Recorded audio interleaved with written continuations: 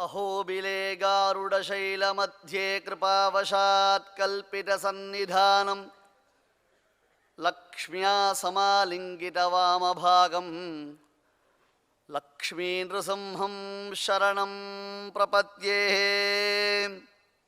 उल्लङ्घ्य सिन्धोः सलिलं सलीलं यशोकवह्निं जनकात्मजायाः आदाय तेनैव ददाह लङ्काम् नमामि तं प्राञ्जलिराञ्जनेयम्। धीर्बलं यशोधैर्यं निर्भयत्वमरोगता अजाड्यं वाक्पटुत्वं च हनुमत् स्मरणात् भवेत् என்பதாக ஹனுமானுடைய பிரபாவாதிசயத்தை விளக்கக்கூடிய அத்யத்புதமான ஸ்லோகம். இந்த ஸ்லோகம் உலகத்தில் தெரியாதவா ரொம்ப குறைச்சல் சொல்லிடலாம். இந்த ஸ்லோகம் தெரியாதவா ஹனுமானை தெரியாதவர்கள். வியாழக்கிழமையோ சனிக்கிழமையோ ஹனுமானுடைய வடை மாலையில் ஒரு துளியை கூட டேஸ்ட் பண்ணாதவான்னு அர்த்தம் அதுக்கு.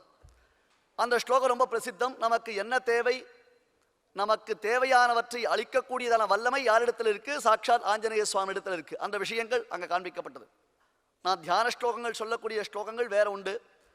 ஆனால் இப்போ ஸ்ரீமத் ராமாயணத்தை ஆரம்பிக்கச்சவே பெரியோர்கள் சொல்லக்கூடிய ஸ்லோகம் உல்லங்கிய சிந்தோ சலிலம் சலீலம் எஸ் சோகவன்னிம் ஜனகாத்மஜாயாக ஆதாய தேனைவ ததாஹ லங்காம் நமாமிதம் பிராஞ்சலி ராஞ்சனேயம். இது ராமாயணத்தினுடைய பாராயண கிரமத்தில் நாம் ஆரம்பிக்க வேண்டிய ஸ்லோகம். சமுத்திரத்தை தாண்டியவர். உல்லங்கிய சிந்தோஹோ சலிலம், பெரிய கடக்க முடியாத சமுத்திரம், 100 யோஜனை விஸ்தீர்ணம். இப்ப நாம பார்க்கக்கூடிய இலங்கை வேறு, ஸ்ரீமத் ராமாயணத்தில் வர்ணிக்கப்பட்டிருக்கக்கூடிய இலங்கை வேறு. அது 100 யோஜனை விஸ்தீர்ணமாக இங்கிருந்து நாட்டிக்கல் மைல் அப்படி சொல்றோமோ இல்லையோ, அந்த மாதிரி ஒரு கணக்கு இருக்கு. அந்த கணக்கில் இருக்கக்கூடிய இருந்தது. அதுக்கப்புறம் நான் திரேதாயுகத்துக்கு அப்புறம் துவாபர யுகம், துவாபர யுகத்துக்கு அப்புறம் கலியுகத்தில் 5013 வருஷம். இது நடுவில் ஏகப்பட்ட சுனாமிகளினாலே அது எப்படியோ ஆயிடுத்து. அது விஷயங்கள் பெரியவாள்லாம் ஆராய்ச்சி பண்ணி வச்சிருக்கா. அந்த கடக்க முடியாத சமுத்திரத்தை, ஏன்னா கடக்க முடியுமா முடியாதான கடற்கரையில் ஒரு மீட்டிங் நடந்தது. ராமாயணத்திலிருந்தே கடற்கரையில் மீட்டிங் ரொம்ப பாப்புலர். அது அங்கே முதல்ல ஒரு மீட்டிங் நடந்தது. எல்லா குரங்குகளும் சேர்ந்து அந்த மீட்டிங்கில் பார்ட்டிசிபேட் பண்ணித்து. குரங்குகள் கரடிகள்லாம் சேர்ந்து ஒன்றா இருந்தது. யார் இதை தாண்டி போவான்னு ஒரு கேள்வி வச்சா. சம்பாரி சொல்லிட்டார். இங்கேருந்து பைனாகுலர் வச்சு பார்த்தா சம்பாரி, அங்கே ஒரு பெரிய காடு இருக்குது, அசோகவனம் மாதிரி தெரிகிறது. அதுக்குள்ளே ஒரு அம்மா உட்கார்ந்து அழுதுன்னு இருக்கா. எனக்கு தெரிஞ்ச அவள் சீதையாக தான் இருக்கணும். ஆகையால் இங்கேருந்து யாராவது லங்கைக்கு போய் பாருங்கன்னு சொன்னான். சரின்ட்டு யார் தாண்டதுன்னு ஜாம்பவான் தலைமையில் ஒரு பெரிய மீட்டிங் போட்டான். இப்போ ஒரு குரங்கு சொல்லித்து நான் 10 யோஜனை தாண்டுவேன்ட்டு. 10 யோஜனைன்றது ஒரு மைல் கணக்கு, கிலோமீட்டர் கணக்கு. இப்போ நமக்கு தெரியும், அந்த காலத்தில் மைல் கணக்கு யோஜனா பேதம்னு உண்டு. 10 கிலோமீட்டர் தாண்டுவேன்ட்டு, இன்னொன்று 10, இன்னும் 25 தாண்டுவேன்ட்டு, இன்னொன்று 40 தாண்டுவேன்ட்டு. கடைசியில் ஒரு குரங்கு சொல்லித்து நான் 100 யோஜனை தாண்டுவேன்ட்டு. ரொம்ப சந்தோஷம். யாருக்கு? ஜாம்பவானுக்கு. ஐயோ ரொம்ப சந்தோஷம்டாப்பா, நீ தாண்டி போடனர். இல்லை சுவாமி, ஒரே ஒரு விஷயம், என்ன, நான் மறுபடியும் திரும்பி வரத்துக்கு யோசிப்பேன்ட்டு.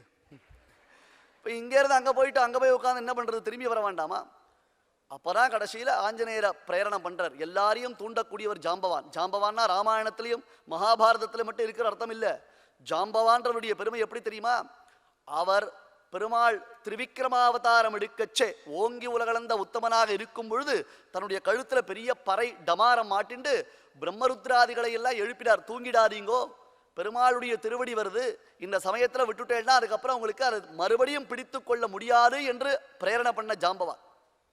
அவருடைய தூண்டுதலினாலே ஹனுமான் உல்லங்கிய சிந்தோ சலிலம் சலீலம், சமுத்திரத்தை அனாயாசமாக தாண்டினார்.